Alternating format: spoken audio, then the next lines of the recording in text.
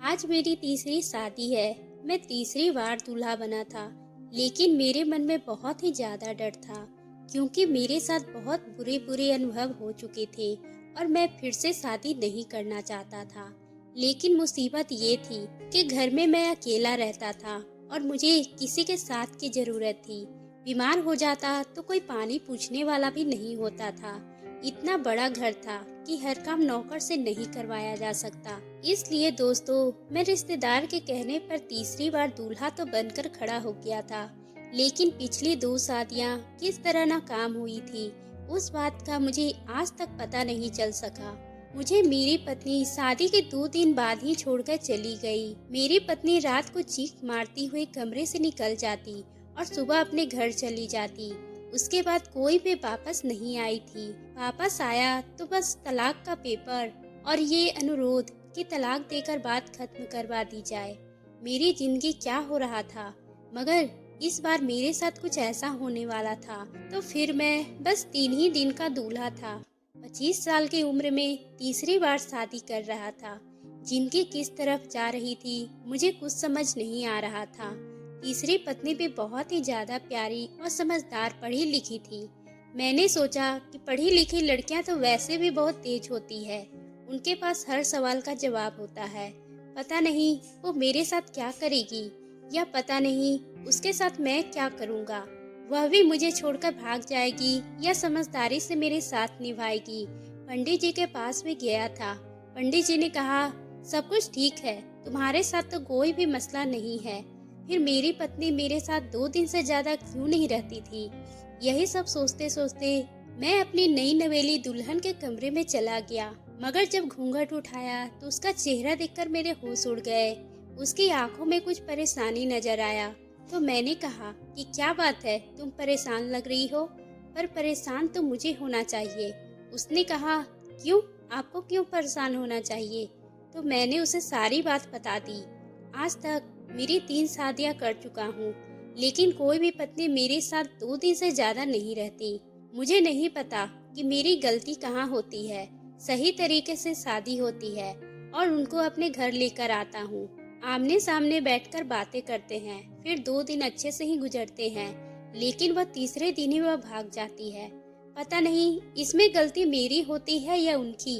और आज भी यही होने वाला है। तो मैं आपको पहले ही बता देता हूँ, आपकी जिंदगी बर्बाद नहीं करना चाहता। तब मेरी पत्नी मधु ने कहा, मेरे माँ बाप इस दुनिया में नहीं है, इसलिए मामा ने मेरी शादी करवाई है और मुझे पहले से ही बताया कि उस लड़की की पहले 2 शादियां हो चुकी है। कोई भी पत्नी ज्यादा दिन साथ नहीं रही, इसलिए बच्चे भी नहीं हुए हैं। इसलिए मैंने शादी के लिए हाँ कर दी है। वैसे भी मेरे पास और कोई ऑप्शन नहीं था। अगर आपसे शादी करके यहाँ नहीं आती तो मेरे मामा अपने दोस्त के बूढ़े बेटे से मेरी शादी करवा देते, जो 45 साल का था, और मैं उनसे शादी हरगिज नहीं करना चाहती थी। इसलिए यहाँ आपके सामने मौजूद हूँ। पर आप ये क्या अजीब अजीब बहकी बहकी बातें कर रहे हैं। मैंने उससे कहा, हाँ यही सच है, लेकिन जान लो, इस बार बहुत ही एहतियात से काम लूंगा। मैं सोफे पर सो जाता हूँ और तुम अपने तरीके से बेड पे आराम से सो जाओ। 3-4 दिन एक दूसरे से बात भी नहीं करेंगे, एक दूसरे की तरफ देखेंगे भी नहीं। जब बात ही नहीं करेंगे तो मैं तुम्हें देखूंगा ही नहीं, तुम्हारे पास ही नहीं आऊंगा, तो फिर कोई मसला कैसे बनेगा। बस मुझे छोड़कर मत जाना। अब मुझ में इतनी हिम्मत नहीं है कि मैं बार बार किसी चेहरे का देखूं। मुझे तुम अच्छी लगी हो, तुम समझदार लगती हो, बस तुम मेरे ही साथ रह जाओ। मेरी पत्नी ने कहा, मैं समझदार हूँ और मेरे पास वापस जाने का कोई रास्ता भी नहीं है। मैं पूरी तरह से कोशिश करूंगी कि मैं इस रिश्ते को निभा सकूं। ऐसा नहीं होगा कि छोटी सी बात के लिए मैं आपको छोड़कर चली जाऊं। उसने मुझसे कहा कि ऊपर वाले का नाम लेकर अपनी जिंदगी की शुरुआत करते हैं। कुछ नहीं होगा, सब अच्छा होगा। अगर हम एक दूसरे के किस्मत में लिखे हैं तो फिर कुछ गलत नहीं होगा। मैंने ये सब तो किया, लेकिन फिर भी अपनी पत्नी से कहा कि मैं सोफे पर जाकर ही सोऊंगा। मुझे पहले ही 2 पत्नियां छोड़कर जा चुकी है। पहले मुझे लोगों ने कहा था कि वह दोनों गलत थी, उनका कोई चक्कर होगा, वह तुम्हें पसंद नहीं करती होगी, उन्होंने तुमसे तुम्हारी दौलत के लिए शादी की होगी। इस तरह की बातें मुझे बताई गई।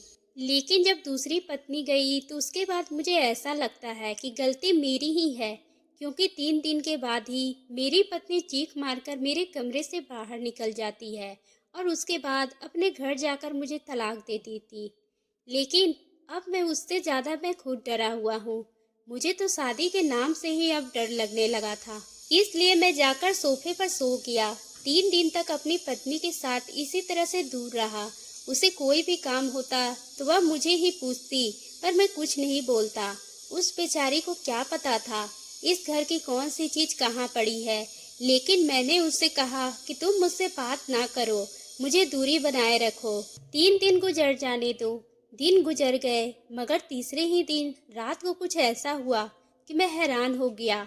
मैं सो रहा था, तभी मेरे कंधे पर किसी ने अपने हाथ रखा तो मैं हड़बड़ा कर उठ बैठा और सामने का मंजर देखकर मेरे तो होश खो बैठा। मेरी पत्नी थी। मैंने कहा कि क्या हो गया है, कोई बात है क्या? तुम मुझे छोड़कर जा रही हो, मुझे जाने से पहले जगा रही हो ताकि मुझे छोड़कर चली जाओ। वो चुप होकर मेरी बातें सुन रही थी। मैंने कहा, इस बार मेरी क्या गलती हो गई है?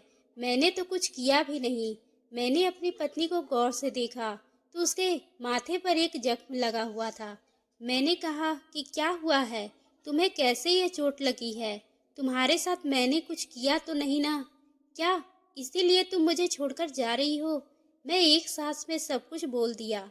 जब मेरी पत्नी ने मेरा हाथ पकड़ा और कहा कि पहली बात तो ये है कि मैं आपको छोड़कर कहीं नहीं जा रही हूँ, और दूसरी बात ये है कि मुझे पता चल गया है कि आपके साथ क्या मसला है और आपकी पत्नी आपकी वजह से क्यों छोड़कर चली गई है। लेकिन मैं नहीं जाऊंगी, मैं आपको कुछ दिखाना चाहती हूँ।